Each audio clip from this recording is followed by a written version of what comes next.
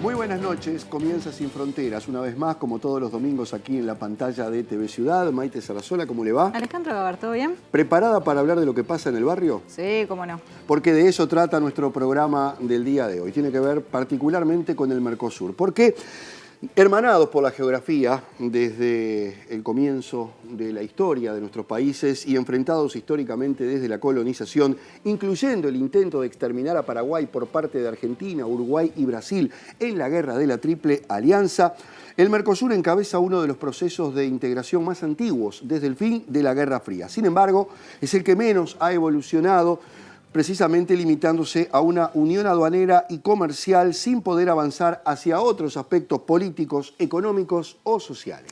Y este jueves 21 de julio, 3 de los 4 presidentes del bloque finalmente se van a ver la cara en Asunción después de 2 años de cumbres y reuniones virtuales por la pandemia. Luis Lacalle Pou volverá con la presidencia del Mercosur bajo el brazo y con el inicio de las negociaciones con China como trofeo, pero también como posible punto de conflicto en el bloque. Sobre esos temas hablamos hoy en Sin Fronteras.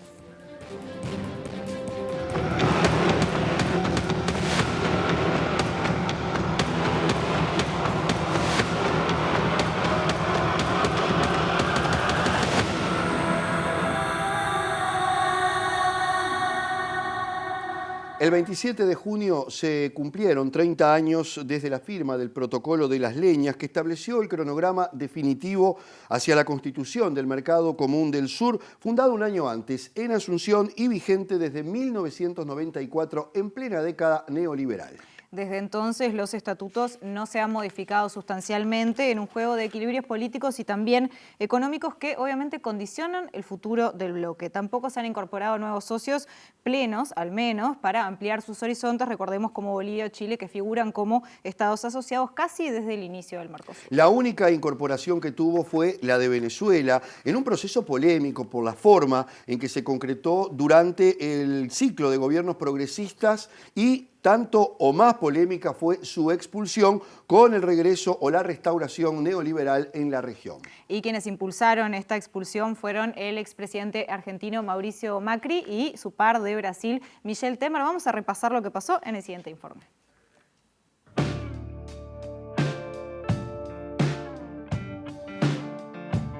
El ingreso de Venezuela al Mercosur en el año 2006 se dio en medio de la primera ola de gobiernos progresistas en la región y en pleno apogeo de la llamada Revolución Bolivariana, comandada por el presidente Hugo Chávez, como parte del cambio de estrategia de inserción de ese país y una política de acercamiento a gobiernos afines ideológicamente.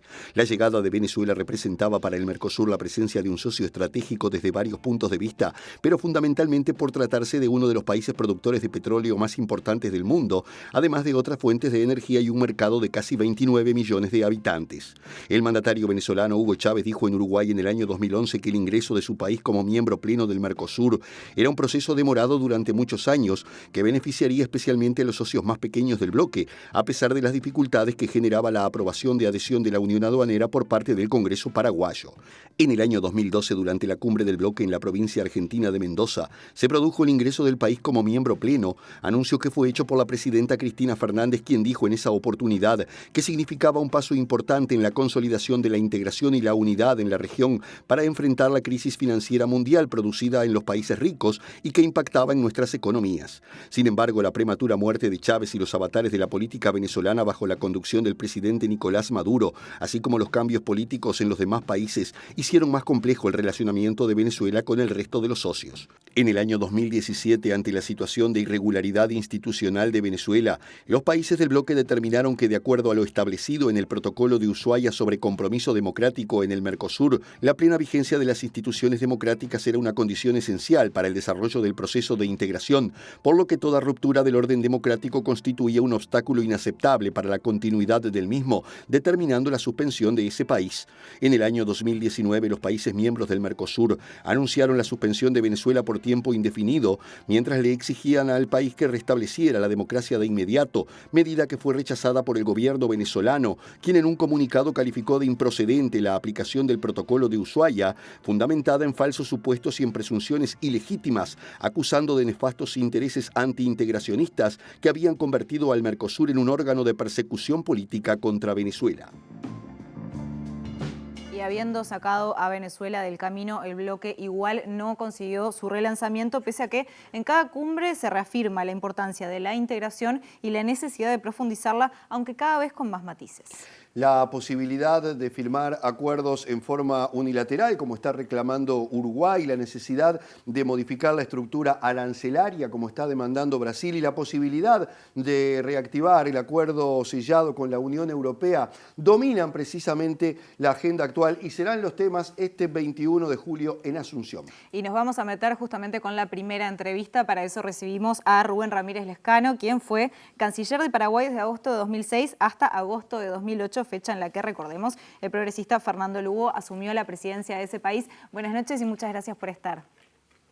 Buenas noches, Maite, un placer estar contigo, con Alejandro y con la distinguida audiencia. Gracias, un gusto. Bueno, hablábamos de este inicio del Mercosur en el 94, ¿no? Y hasta ahora da la sensación como que los problemas de base siguen siendo los mismos.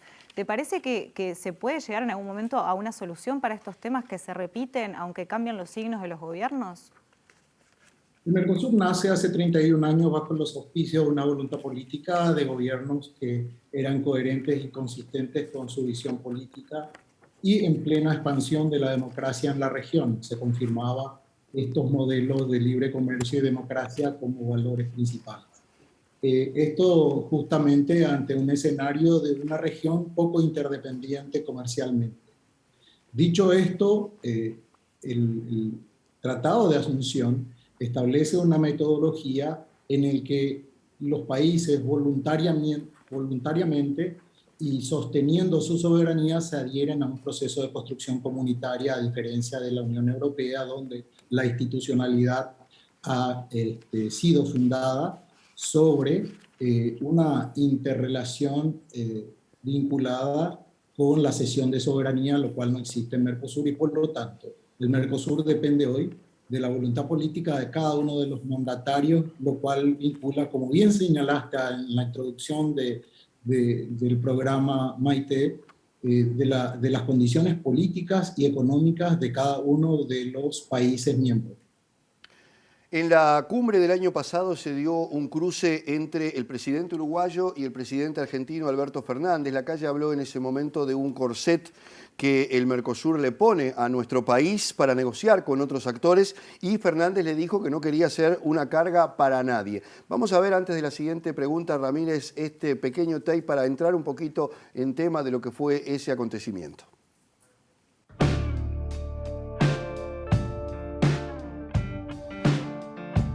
El Mercosur ha tenido más aciertos que errores, por supuesto, pero eso no nos debe conformar. Y por eso yo no les quiero sacar mucho tiempo, pero sí debo decir que nuestros pueblos, nuestro pueblo, en mi caso el uruguayo, nos exige oportunidades de progreso. Y oportunidades de progreso que sean en distintos planos. Y este gobierno siente que tiene que responder a ese clamor de sus ciudadanos. Es el momento para avanzar. Es el momento para avanzar juntos. Obviamente que el Mercosur pesa. Obviamente que el Mercosur, su actividad, su producción, pesa en el concierto internacional. Lo que no debe ser y no puede ser es un lastre. Nosotros no estamos dispuestos a que sea un corset en el cual nuestro país no se pueda mover. Si nos hemos convertido en otra cosa, en una carga, lo lamento. La verdad es que no queríamos ser una carga para nadie. Porque además una carga es algo que hace que a uno lo tienen de un barco. Y lo más fácil es bajarse del barco, si es que esa carga pesa mucho. Así que lo que hago hincapié es que terminemos con esas ideas que ayudan tan poco a la unidad en un momento donde la unidad tanto nos importa. ¿Okay? No queremos ser lastre de nadie. Si somos un lastre, que tomen otro barco. Pero lastre no somos de nadie.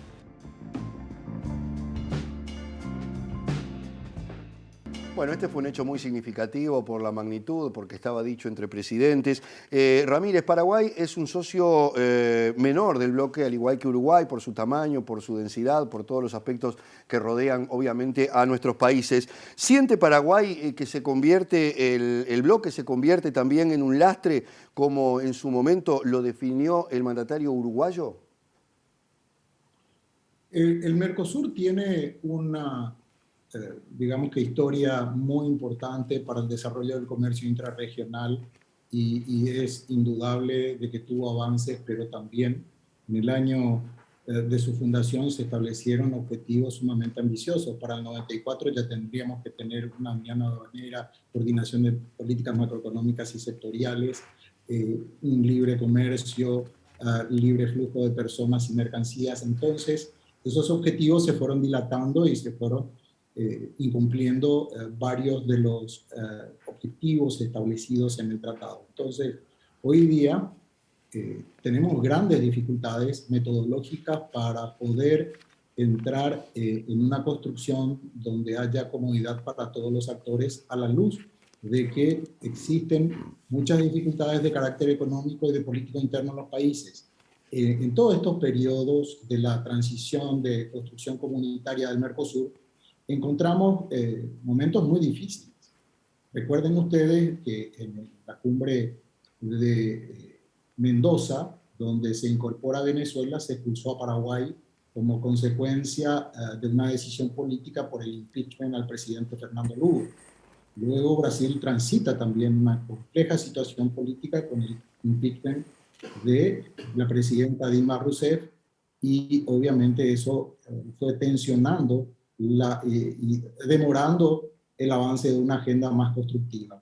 De que Paraguay y Uruguay sean un lastre, yo no considero. Yo creo que ambos países justamente son una garantía de la posibilidad de establecer un comercio más justo, un comercio ordenado, porque son las economías más abiertas que tiene el Mercosur.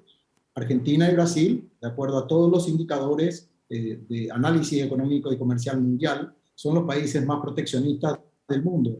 Consecuentemente, ese balance se establece bajo el parámetro de dos economías pequeñas, asimétricas y fundamentalmente sobre la base de construcción de medidas mucho más sostenibles en el tiempo, pero en ausencia de profundidad de estas medidas. Ramírez, usted recordaba algunos de los enfrentamientos que hubo entre algunos socios del Mercosur. Cuando usted fue canciller, integraba el Partido Colorado de Paraguay. En Uruguay, por ejemplo, estaba el Frente Amplio, en Brasil el PT. ¿Qué tanto influye el signo político en que se puedan llegar a acuerdos, se pueda profundizar la integración o no? La virtud de la política exterior paraguaya ha sido y sigue siendo de que no se involucra en el escenario internacional y en la política internacional del país las cuestiones ideológicas. Paraguay siempre ha sido un país constructivo, ha sido un país que ha planteado sus necesidades, su visión sobre lo que debe ser el camino de la integración, del camino del comercio global, del camino de la construcción social Mercosur, que ha tenido avances sustantivos. Hoy día se pone en evidencia, por ejemplo, a pesar de tener divergencias ideológicas, los gobiernos se han percatado de que en ausencia de coordinación de políticas como la sanitaria, ha fracasado el sistema sanitario humano, y se ha evidenciado que el sistema de sanidad animal para exportar la ganadería, vacuna, porcina, avícola, entre otras, había mucho más integración que la humana, y obviamente el COVID-19 expuso toda esa lentitud y reafirmó la necesidad de avanzar en más integración. Ramírez, en este sentido, entonces, ¿usted considera que la política exterior tendría que ser algo que mira más allá de que la ideología de cada gobierno? O sea, porque lo que está pasando en Uruguay al menos daría la sensación de que no acompaña esto, como que la mirada está puesta en otro lugar. En el caso de Uruguay, podrán explicarlo sus propios representantes, pero lo que se observa desde afuera es que está apuntando hacia sus objetivos inmediatos y de corto plazo, donde el acceso al mercado chino es su prioridad porque es el principal consumidor global hoy. Si comparamos con Estados Unidos, hay una relación inversamente proporcional entre su PIB y el consumo. Estados Unidos tiene 24 trillones de dólares de Producto Interno Bruto y China 19, e inversamente proporcional. China es el comprador del 25% del Producto Interno Global y Estados Unidos es el 19%. Entonces, es para Uruguay una prioridad importante el comercio con China. Desde el punto de vista de las relaciones externas, considerar el aspecto ideológico obstaculiza la buena relación entre las naciones y eso no es lo más aconsejable desde mi humilde opinión. ¿Por qué esto? Porque vamos a tener a lo largo de toda nuestra historia, ninguno de los países se puede mudar de donde está, como decimos siempre en Paraguay, nuestros vecinos van a ser siempre Argentina, Brasil, Uruguay, y por lo tanto no nos podemos mudar y tenemos que convivir más allá de las cuestiones ideológicas y las coyunturas económicas en un marco institucional que nos permita resolver nuestros problemas con la amplitud necesaria. Ramírez, para terminar, por lo menos por hoy, ¿es necesario para encontrar el camino ampliar el bloque tal como lo proponía en un formato la UNASUR o por el contrario hay que actualizar y potenciar su funcionamiento? ¿Cuál sería ese camino de reencuentro? Hubo varios intentos de ampliación del Mercosur. El Mercosur con sus estados asociados inició negociaciones muy importantes a través del Acuerdo de Alcance Parcial 39 con México, y luego avanzó con negociaciones comerciales con la Comunidad Andina de Naciones y desafortunadamente eso no se ha podido ampliar ni profundizar y seguimos relacionándonos a través de la Asociación Latinoamericana de Integración en los acuerdos de alcance parcial y evidentemente ampliar la región sin habernos consolidado entre nosotros va a conducirnos a estancarnos sobre una zona de libre comercio más que una unión aduanera imperfecta o incompleta como la que tenemos hoy. Ramírez, ¿qué piensa que puede pasar en esta cumbre que se viene la semana que viene en Asunción? Es muy importante. Uruguay puso sobre la agenda su urgente necesidad de avanzar en un acuerdo de libre comercio con China, concluidos los estudios de factibilidad y anunciado el inicio de negociaciones de ese instrumento comercial. Esto plantea dos escenarios. Una es de que los países acepten flexibilizar y con ello el arancel externo común quede prácticamente disuelto, y esto habría que ver cómo impactan las negociaciones con la Unión Europea, Singapur, Corea del Sur, Canadá, entre otros países, India, Israel, que ya son acuerdos que han avanzado. Entonces, el relacionamiento externo de Mercosur en ese escenario tendrá que reconsiderarse y obviamente la apuesta de todos nuestros países fue trabajar sobre la idea de un mercado ampliado y esto puede obstaculizar ya los grandes desafíos que tiene el Mercosur en materia comercial, de acceso a los mercados, de flujo de personas, entre otros elementos. La peor alternativa sería un Brexit, como lo hizo el Reino Unido con la Unión Europea, el Britain Exit, que sería la salida de uno de los países miembros que va a dañar de manera letal al Mercosur, y esperemos que haya una madurez y la altura política necesaria, porque esto requiere mucho liderazgo para tratarlo en un momento delicado, en el que un presidente tomó la decisión sin explicar los motivos de su participación en la cumbre. Embajador Rubén Ramírez Lescano, ex canciller de Paraguay, muchísimas gracias por compartir estos minutos con nosotros y aportar también para una visión un poco más amplia de lo que está pasando en nuestro bloque regional.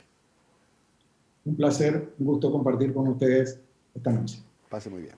Bueno, y en el próximo bloque nos vamos a meter con Argentina y vamos a continuar con el análisis de lo que se viene para esta cumbre del próximo jueves. Quédense que ya volvemos.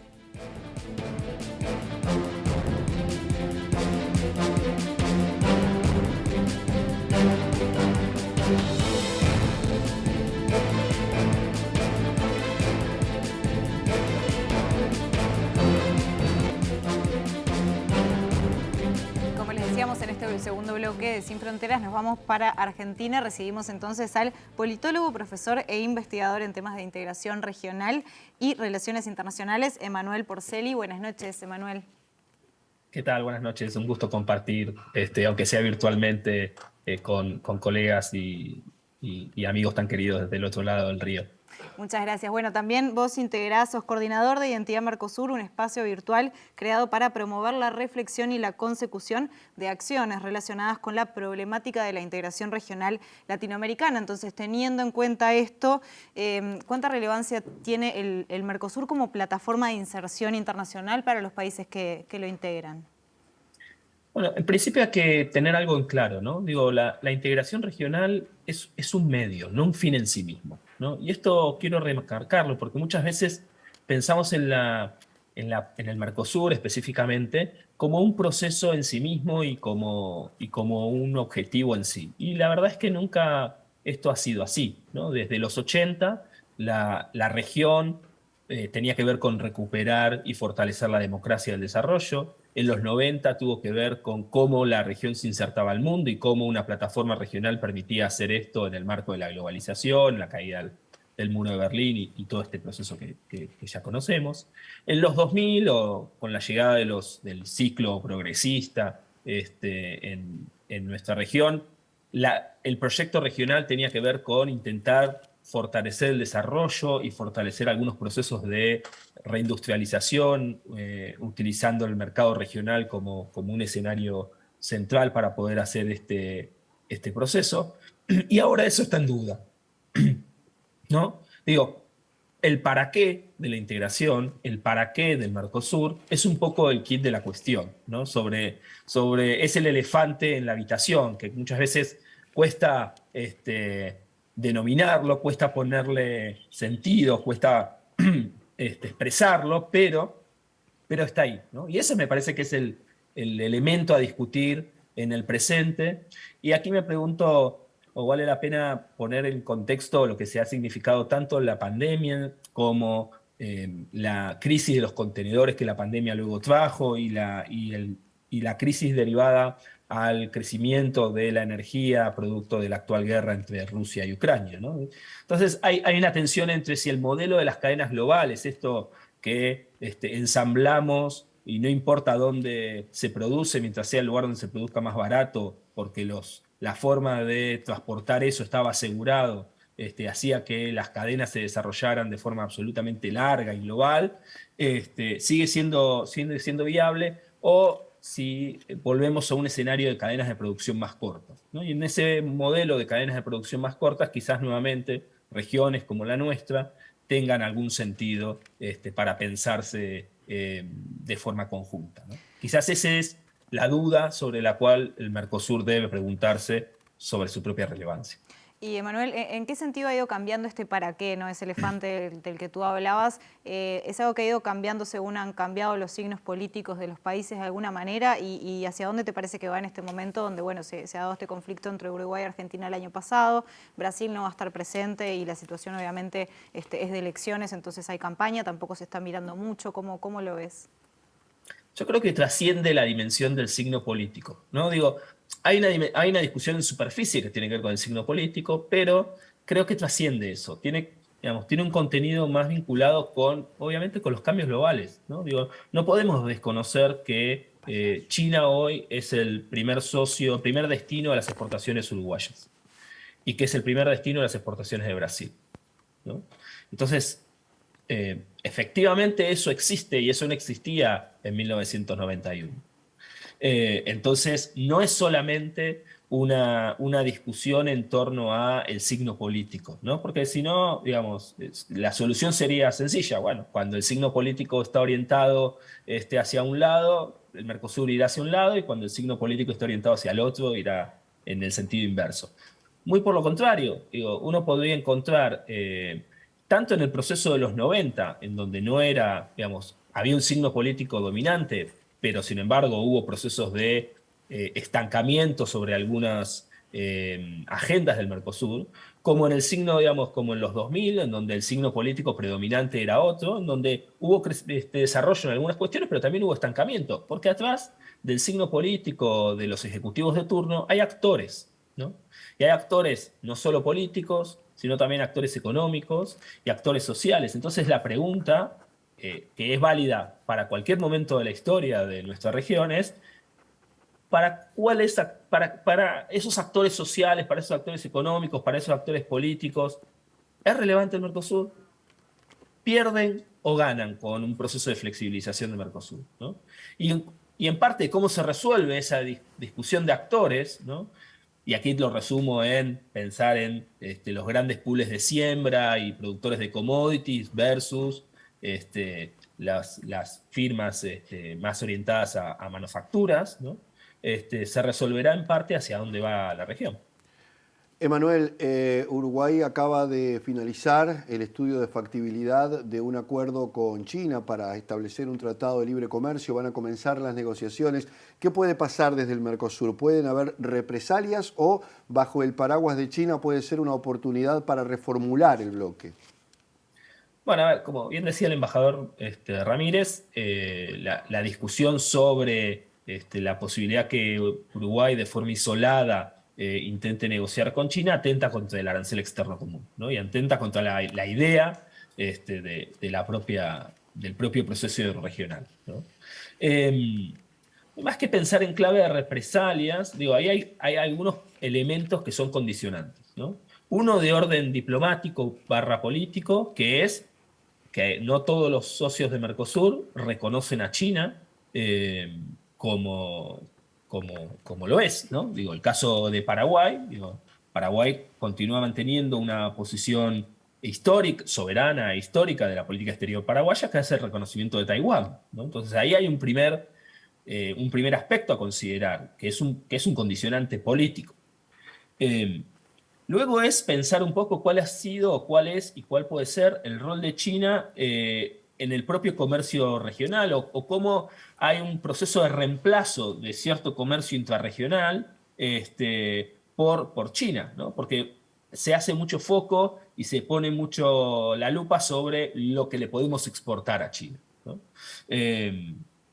Y cómo se puede crecer en términos de ingresar con las commodities de la región hacia China. Pero la otra parte que a veces se omite tiene que ver con cómo eso va a significar una mayor profundización no solo de exportación de commodities, sino de importación de productos chinos, ¿no? Porque un tratado de libre comercio no es unidireccional. Entonces, esas manufacturas chinas lo que van a hacer es reemplazar el comercio y continúan y profundizan reemplazando el comercio intrarregional, ¿no? Digo, en un sentido muy concreto, lo que le compramos a China se lo dejamos de comprar a Brasil, por ejemplo, ¿no? Entonces, eso también es un problema en términos de la región, ¿no? Y por el otro lado, me parece que el desafío de la discusión de una negociación isolada de Uruguay con China es cómo eso se enmarca, como bien mencionaba el embajador Ramírez, en negociaciones no cerradas por Mercosur como bloque, ¿no? ¿Por qué? Bueno, porque lo que se cede, lo que se negocia en un lugar, después se tiene que, por las propias normas de la OMC, se tiene que reconocer en las otras negociaciones. Entonces, pensar un proceso de negociación de Uruguay con China resulta complejo pensarlo en clave de cómo eso se vincula, se engarza con otro tipo de negociaciones como la negociación con la Unión Europea. Emanuel, en el bloque anterior le pedíamos la opinión a Ramírez y él señalaba que de alguna manera quizás la política exterior uruguaya es un tanto cortoplacista, ¿no? Y tú ahora mencionabas esto de China y teniendo en cuenta que la semana que viene Uruguay va a asumir la presidencia del bloque y también que tú nos estás hablando desde Argentina, país con el cual Uruguay en lo que refiere a política exterior el año pasado ha tenido sus diferencias. ¿Cómo ves tú la política exterior de Uruguay? No, a ver, yo creo que hay algunos elementos respecto de la flexibilización del bloque, respecto de cómo se inserta el Uruguay en el mundo, que no son solamente de la presidencia Lacalle Pou, ¿no? Que estaban presentes, obviamente mucho más matizados, por lo menos en lo discursivo, en el propio, las presidencias del Frente Amplio. Sin embargo, hay una retórica mucho más beligerante de la actual política exterior que entra en tensión con una historia de la de la política exterior uruguaya, ¿no? Me parece que la mayor diferencia tiene que ver con eso, tiene que ver con una discusión de orden retórico de los actores centrales de la política exterior uruguaya en términos de la discusión de la región. Emanuel, el triunfo de Lula puede hacer que los BRICS se fortalezcan y los países que lo integran, China, India, Rusia, Sudáfrica, tomen otra dimensión dentro de nuestra región y que Argentina además tenga más chances de ingresar a ese bloque. ¿Qué efectos puede tener todo esto para el Mercosur? Bueno, a ver, en principio voy al revés, ¿no? Digo, la crisis actual del Mercosur no la resuelve solamente la llegada de Lula, ¿no? Ojalá fuera así, ¿no? Porque el problema, como decíamos antes, es de fondo, tiene que ver respecto del proyecto regional, de cuál es el rol de la región en el mundo, ¿no? Si es simplemente un exportador de commodities o si intenta ser competitivo en otros sectores productivos, ¿no? Sin embargo, obviamente, la llegada de Lula va a permitir reabrir y revisar lo actuado. Y cuando digo revisar lo actuado, no solo estoy pensando en el proceso posterior a 2015, si se quiere, para vincularlo con la llegada de Macri al poder en Argentina y luego el impeachment de Dilma en Brasil, digamos, sino que también revisar lo actuado en términos también del ciclo progresista, ¿no? De las cosas que quizás quedaron a mitad de camino por cuestiones de orden coyuntural que no se resolvieron de la mejor manera. Por supuesto, para la Argentina tener una mayor participación en los BRICS es relevante, ¿sí?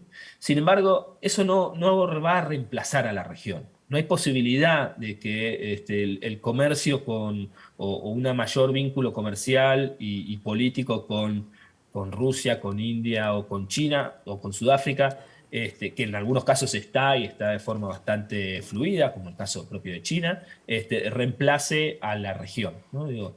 Parece que el desafío que se abre con la llegada de Lula no es solamente la posibilidad de una revitalización de los BRICS, sino que va a permitir por lo menos empezar a ordenar un poco mejor el patio vecino, ¿no?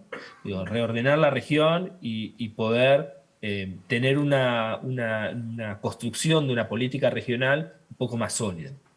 Y Emanuel, ya para ir cerrando, ¿qué rol te parece que tiene la crisis o las varias crisis, capaz debería decir, que está atravesando y transitando Argentina en el rol que cumple en el Mercosur puntualmente en este contexto?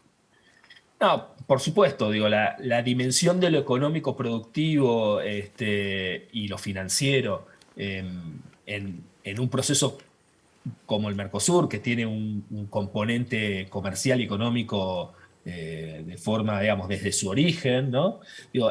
Claramente es un problema, ¿no? Y esto no ha sucedido, no es un elemento propio de esta época, sino que podemos encontrarlo a lo largo de la historia de cómo, digamos, los desajustes macroeconómicos entre Argentina y Brasil hacían que cuando Argentina todavía estaba en un esquema de convertibilidad con el 1-1 y Brasil había en algún momento devaluado, eso modificaba la balanza comercial de forma rotunda, ¿no? Y cómo, bueno, la actual situación macroeconómica argentina, que es especialmente compleja, bueno, por un lado, pensar el Mercosur en un escenario de fuerte inestabilidad macroeconómica de uno de sus socios es un desafío muy grande. Ahora, eso no quita que los elementos estructurantes de la participación argentina en el bloque se vean modificados, ¿no? Sigue siendo un actor central y sigue siendo un actor central si pensamos en el Mercosur como una estrategia de desarrollo regional, ¿no? En términos de cómo pensamos un proceso que permita mejorar las posibilidades de trabajo y de distribución del ingreso para los habitantes de cada uno de nuestros países, ¿no? Y ahí es donde está la discusión que tenemos que dar para adelante. Muy bien, Emanuel Porchelli, profesor, investigador, politólogo, investigador en temas de integración regional e internacionales. Muchas gracias por estos minutos aquí con nosotros en Sin Fronteras, ¿eh? No, muchas gracias a ustedes y espero verlos pronto. Un abrazo grande. Bueno, en este tercer bloque de Sin Fronteras, ya para cerrar, como siempre vamos a recibir a nuestro analista internacional Álvaro Padrón, así que quédense que en un minutito volvemos.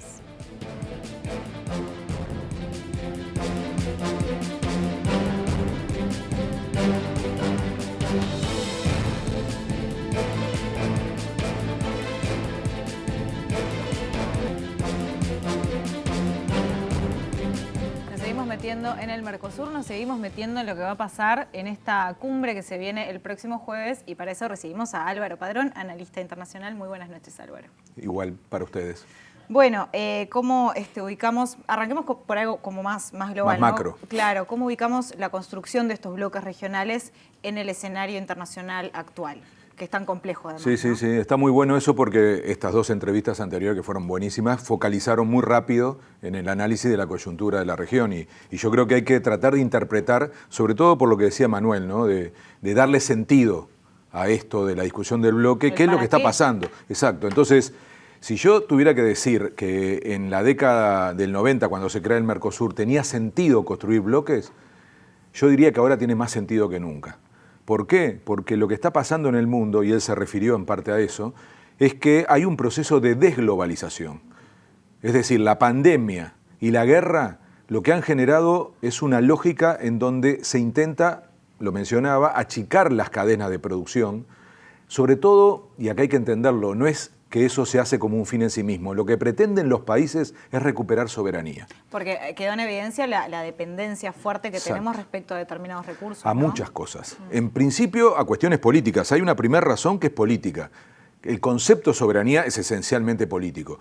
El tema es que nadie quiere hacer ese proceso de desglobalización y de re-regionalización volviendo al Estado Nacional. Eso solo lo plantea la ultraderecha, tema que nos ha preocupado bastante en este programa y lo hemos analizado como un componente del programa de las ultraderechas, ¿no? La idea del nacionalismo.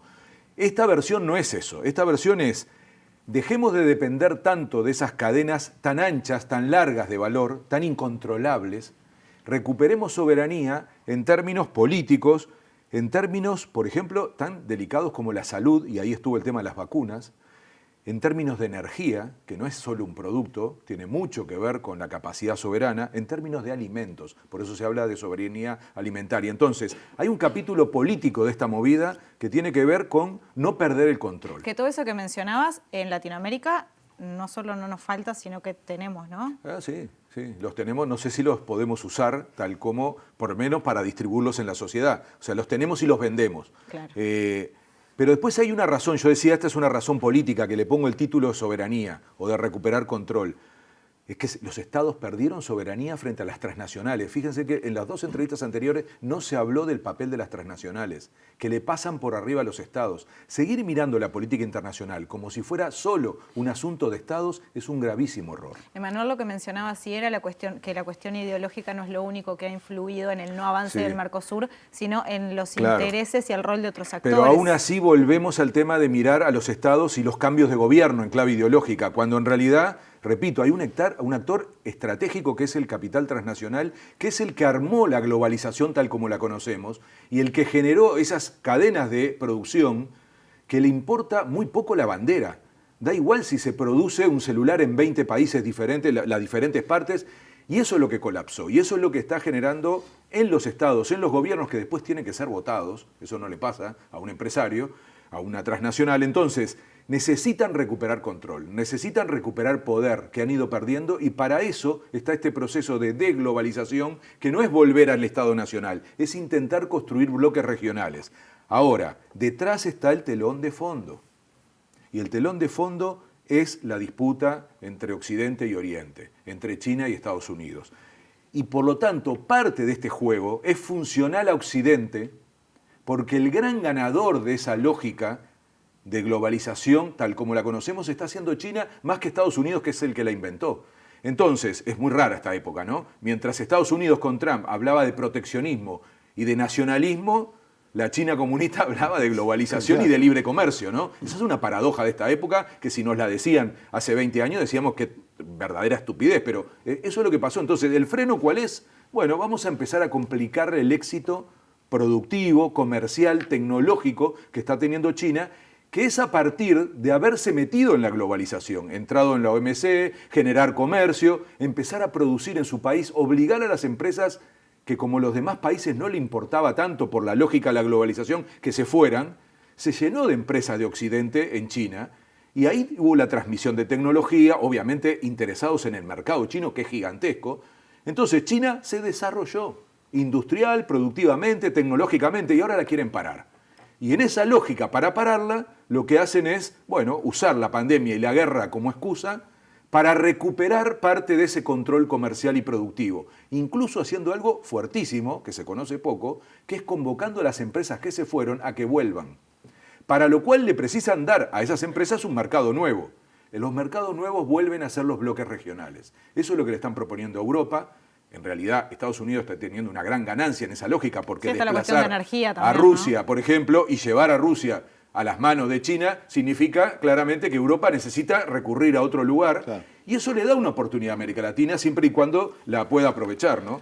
Las regiones se están cerrando. Eso también es así. Es mentira esto del libre comercio, de la apertura, es mentira. Las regiones se están cerrando, se protegen. Y lo que está pasando es esto, básicamente, tratar de evitar que siga construyéndose una globalización sin control. Es parte del cambio de época y por lo tanto, y acá viene el punto que me gustó mucho de Manuel cuando hablaba del sentido, ¿no? Que la integración no es en sí mismo un objetivo, es una herramienta, pero tiene que tener un sentido. Y el sentido es que vuelve a aparecer la idea de la integración regional profunda como un valor, que había perdido esa idea. Fue el invento de los europeos, en un momento se tomó como una referencia, mucho en América Latina, pero luego quedó esta idea de que el libre comercio, de que los TLC, que es la versión más anglosajona, era lo que valía. Entonces, ahora vuelve la idea, a partir del interés de crear bloques, de re-regionalizar, de aplicar para esa re-regionalización y los bloques la integración regional, que no es lo mismo que un TLC. Hoy escuché a un ministro del gobierno uruguayo, no lo podía creer, es el ministro de Trabajo, dijo: bueno, sí, vamos a tener problemas con el TLC con China, porque le hicieron una pregunta muy interesante, ¿no? ¿No hay sectores que pierden? Sí. Dice, bueno, pero eso también nos pasó con el Mercosur. Dice que es lo mismo. Comparar un proceso de integración con un TLC es de las cosas más insólitas que he escuchado en mi vida.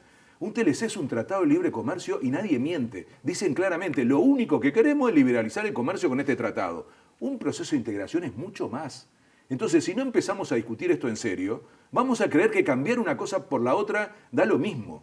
Y entonces podrá tener muchos problemas el Mercosur, que los tiene, pero que no es un TLC y que fue detrás de una agenda mucho más compleja, comercial, política. ¿Por qué tenemos un parlamento social, del Mercosur? educativa? Social, sí, pero a ver, tiene un fondo de convergencia estructural que nos ha permitido construir la interconexión eléctrica con Argentina y Brasil. Que ahí Brasil y Argentina en la cual han puesto casi no mucho. pusimos un peso, porque la lógica del FOSEM es que Brasil y Argentina ponen el 90% de los recursos y nosotros el 10%.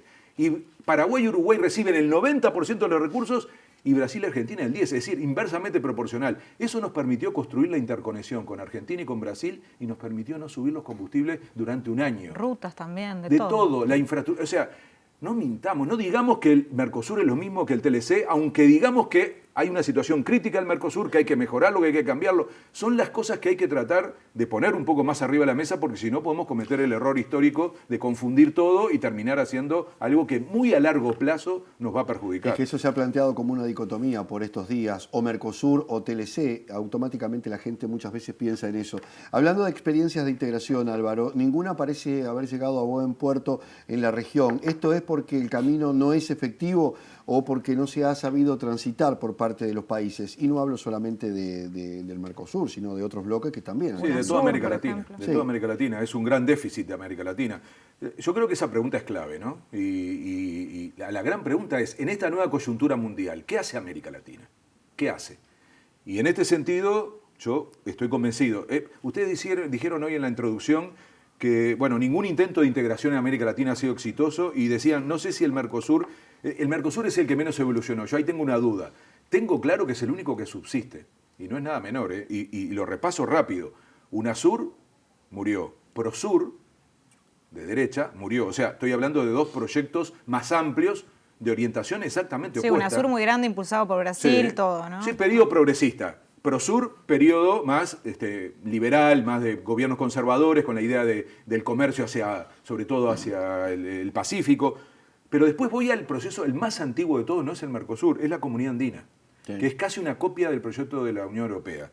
¿Qué lo mató a ese proyecto? Que los países empezaran a negociar bilateralmente. Escuchen, Chile, porque esto es lo que se está discutiendo hoy en el Mercosur con Uruguay. Lo mató a ese proceso, a la Comunidad Andina, que empezaran a haber acuerdos bilaterales de los miembros de la Comunidad Andina con Estados Unidos, con Europa. Entonces, ahí claramente está un problema serio de un proceso de integración, cuando se rompen las reglas internas. Integración centroamericana, también muy débil, que también la mató esta lógica de negociar bilateralmente. Todavía subsiste, sobre todo las instituciones, pero claro, la tendencia a negociar con Estados Unidos en Centroamérica es fuertísima. México y Chile es otra lógica, andar solos en el mundo. Los dos países, ustedes saben que México y Chile son los dos países con más TLC en el mundo. Sí. ¿Significa desarrollo? Miren lo que pasó en Chile. Décadas nos dijeron que ese era el modelo. Miren lo que pasó en Chile. Entonces, yo agrego acá un poquito de historia, porque si no miramos la historia no entendemos las razones de algunas cosas. ¿Por qué fracasamos tanto? Es que somos, digamos, tontos los latinoamericanos, incapaces. No sé, ¿hay una explicación cultural? No, hay una explicación histórica que tiene que ver con la colonización. Nos hicieron para no integrarnos. Y fue una estrategia planificada, particularmente desde Inglaterra, que tuvo mucho que ver con la lógica colonial en América, bastante más que España en esto que voy a decir ahora. Divide y triunfarás, ¿no? O sea, nos pensaron como países divididos, sueltos.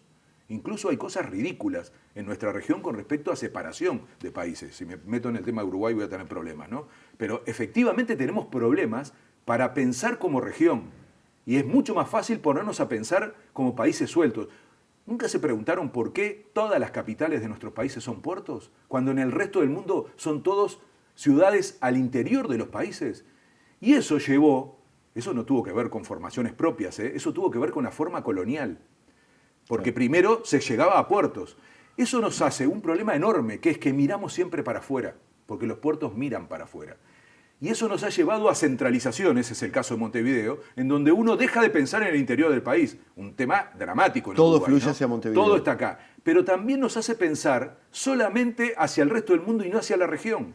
O sea, nos hace pensar centralizadamente y desintegradamente.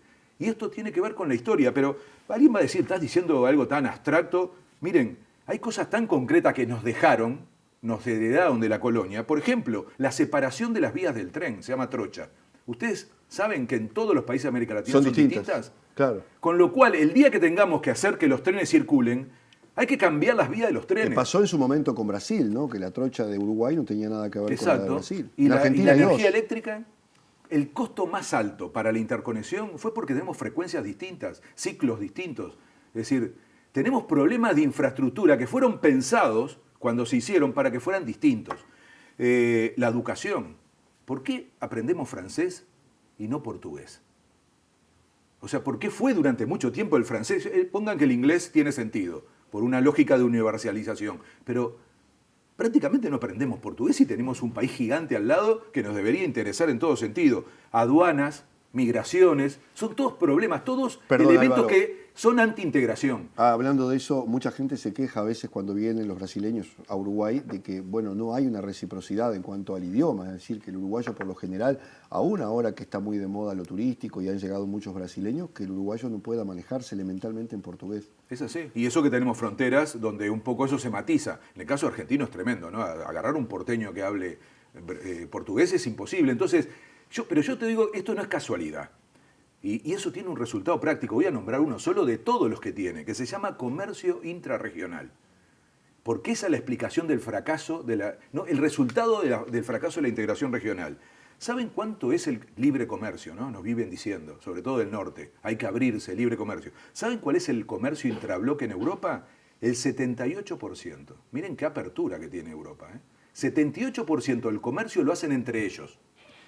En el sudeste asiático, que también se supone que son más liberales, el 69%. En el NAFTA, es decir, México, Estados Unidos y Canadá, el colmo de los liberales, ¿no? De la apertura, el 62%. ¿Saben cuál es el comercio interregional en América Latina? El 22%. O sea, miramos para afuera, no entre nosotros. Y les digo, África en los últimos 10 años ha avanzado en la integración regional mucho más rápido que en América Latina. O sea, nos estamos quedando atrás en algo que debería ser clave, porque mi frase, si tuviera que poner un título, es: el costo de la no integración es el subdesarrollo. Vivimos hablando del costo de la integración. Siempre se dice qué horrible la integración, el lastre, el peso, el encierro, el corset. Bueno, yo digo al revés. El costo de la no integración es el subdesarrollo. porque tiene que ver con el perfil productivo. Lo planteaba también Emanuel. Y ahí viene el sentido de la integración. La integración nos tiene que servir para dejar de ser productores primarios. Y con China no puede haber una reprimarización. Pero no puede, ya está haciendo. Por eso. Ya está haciendo. Nos lleva hacia y ahí. esto ni se discute, es increíble que no estemos hablando, porque China no cambia en absoluto la lógica de cualquier otra potencia que lo que quiere es poner sus intereses arriba de la mesa. Todo lo que nos compra China es lo que ellos no quieren producir porque consume agua dulce. Después me van a decir que vendemos carne, soja, madera, celulosa, arroz. Vendemos agua dulce. Y China tiene decidido no consumir más agua dulce para la producción, porque la necesitan para el consumo humano. Y nosotros estamos gastando uno de los bienes más valiosos del futuro, porque tenemos de sobra. Pero lo estamos regalando al meterlo adentro de productos, y sobre todo lo estamos regalando porque lo que vendemos es el valor del producto, no el valor de ese material original. Entonces, por supuesto que nos estamos reprimarizando, quizá más que en el proceso anterior con otras partes del mundo, quizá más. Entonces, cuidado con esto de decir que lo que hay que hacer es aumentar las exportaciones. ¿Qué exportaciones? Y ahí viene la discusión. La única forma que se ha demostrado en el mundo de cambiar la matriz productiva es con procesos de integración regional, porque requieren una ampliación de escala. Eso no lo puede hacer ningún país solo. Lo puede hacer China porque son miles de millones de personas. ¿Y te parece que se puede o tenemos que olvidarnos de esa idea? Porque en todo este contexto que hablábamos, ¿no? de las dificultades que atraviesa el Mercosur, de la imposibilidad de crear otros bloques, de esta dificultad de integración. Ramírez creo que decía en el primer bloque, ojalá no pase una especie de Brexit con Uruguay y el Mercosur. ¿Qué hacemos? Y sí, lo primero que voy a decir es que así como está el Mercosur no funciona. Yo no vine acá a defender el Mercosur actual. Yo creo que es un tiempo para reformularlo. Pero uno puede decir, hay tres opciones. Una opción es el camino solitario. Otra opción es disolverlo y hacer algo más grande. Yo propongo una tercera, que es transformarlo, profundizarlo, perfeccionarlo, modernizarlo. No tiene nada que ver con flexibilizarlo. O sea, la idea de referirse al Mercosur solo en clave de flexibilización es un simplismo increíble. Pero, sin embargo, hay críticas para hacerle al Mercosur y ponerse en la tarea de mejorarlo. El contexto internacional nos está exigiendo esto, porque lo que está pasando hoy no pasaba cuando se creó el Mercosur. Esto que hablo yo de la desglobalización, de la regionalización. Ahora, es al contrario de lo que algunos dicen, que lo que pasa con el Mercosur nos obliga a tomar un camino independiente.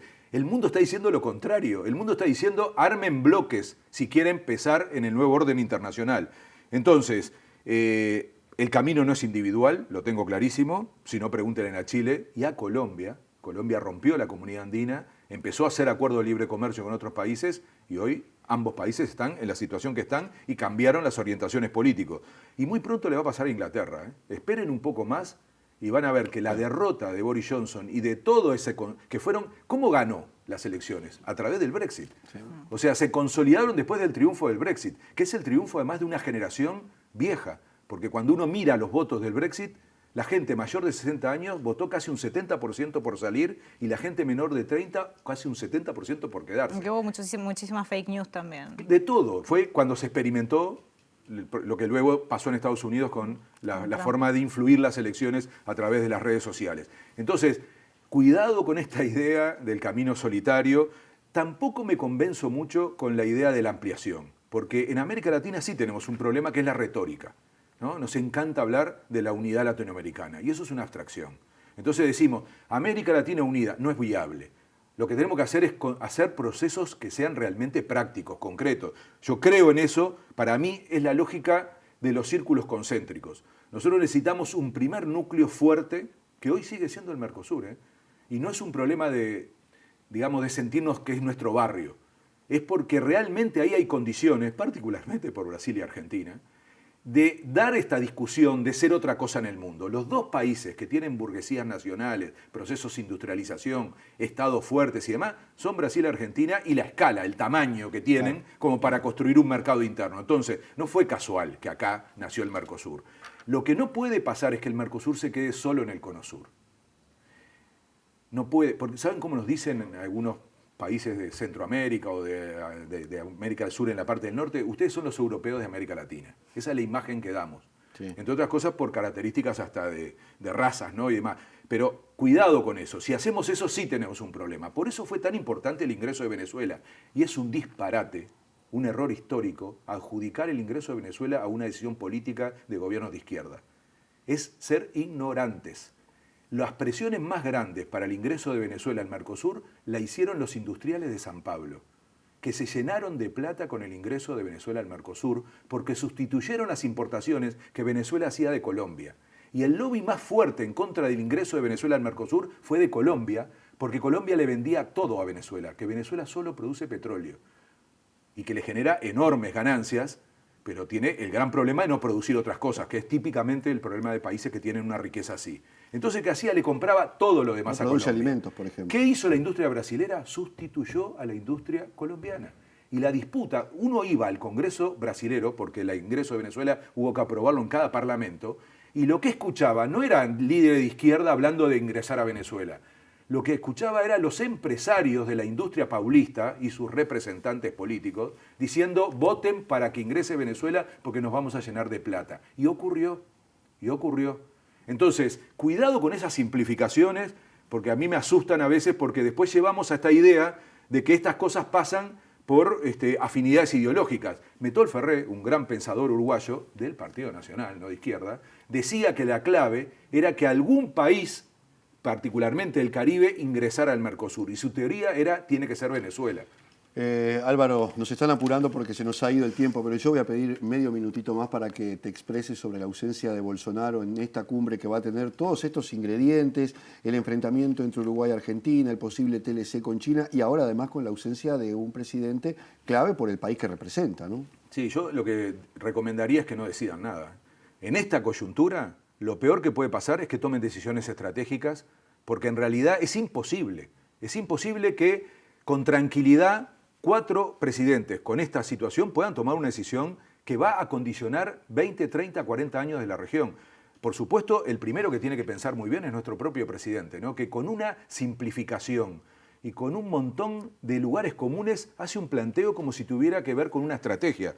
La verdad que la idea de abrir mercados, de generar trabajo, ¿dónde está escrito que eso ocurre así? Emanuel habló de una retórica más beligerante de la política exterior y uruguaya, no estoy muy de acuerdo con él en decir que venía una línea, no es así. Por supuesto que cuestionar el estado actual del Mercosur sí tiene una coherencia. Ahora, decir que nos da igual el Mercosur, de que es un lastre, de que lo único que importa es abrir el comercio. El acuerdo con China es emblemático. Miren, no lo está diciendo solo, escuchen lo que acaba de decir Ope Pasqué, y la calle Padre en Miami, hablando de la hiperdependencia de China. Y yo voy a hacer algunas preguntas, ¿no? Porque en realidad lo que yo opino no vale mucho. O sea, la gente va a decir, sí, gracias por decirlo. Entonces dejo preguntas. ¿Es gratis acordar con China en este escenario de una guerra fría, nueva? ¿Es gratis? ¿Alguien cree que van a decir, no pasa nada, que Uruguay haga un acuerdo y después nosotros igual vamos a seguir relacionándonos? ¿Alguien cree que China está haciendo un movimiento así solamente por una cuestión comercial vinculada a 3 millones de personas, en donde además ya tiene acceso? O sea, esto es otra cosa y por lo tanto no va a ser gratis que sigamos, y esto, repito, lo está diciendo Ope Pasqué, lo está diciendo la calle Padre, cuidado con llegar a un 50% de comercio y de dependencia. Después digo, ¿alguien puede creer que se puede separar lo comercial con lo político? ¿Se puede creer eso? Porque de vuelta lo han defendido. Sí, pero a ver. Lo han defendido. Pero es imposible, o sea, porque vos estás generando una relación con un país que si después le criticás, por ejemplo, que no tiene democracia, y esa es otra diferencia con el proceso de integración. El proceso de integración tiene una cláusula democrática, el Mercosur. Esta fue la razón por la que salió Paraguay y después salió Venezuela. Entonces sí será diferente, ¿no? Un proceso de integración de un tratado de libre comercio. Pero nadie va a creer que nosotros estamos aislando lo comercial de lo político. Pero lo más importante, y eso es lo que tendría que discutir Uruguay, quién gana y quién pierde. ¿Y saben qué? Que el gobierno diga con claridad que con este acuerdo lo que quiere es hacerle ganar a los Maya Oro. Y los Maya Oro de Uruguay no son los industriales, mucho menos los trabajadores y las trabajadoras, son los sectores agropecuarios. Nosotros nos vamos a enterrar de cabeza con un acuerdo con China, si lo negociamos mano a mano, si lo negocia el Mercosur es otra cosa, nos vamos a enterrar de cabeza para ser siempre productores de materias primas. Lo cual lleva luego, y esto lo discutimos mucho en la mesa chica, a que los que ganen concentran mucha riqueza, pero la distribuyen muy poco, porque ese es el problema del sector primario. Y no hay derrame. No hay derrame, no existe el derrame. Entonces, que digan con claridad, estamos haciendo una política exterior para este sector de la sociedad. Que no lo digan para el resto del país, como si el trabajo luego vaya, y la riqueza, vaya a derramarse automáticamente. Álvaro Padrón, como siempre, un gusto enorme Para mí escucharte. también. Muchas gracias. Y bueno, llegamos al final. Que tengan una muy buena semana. Muchas gracias por acompañarnos y veremos qué pasa este 21 entonces. Así es. Nos vemos. Chao.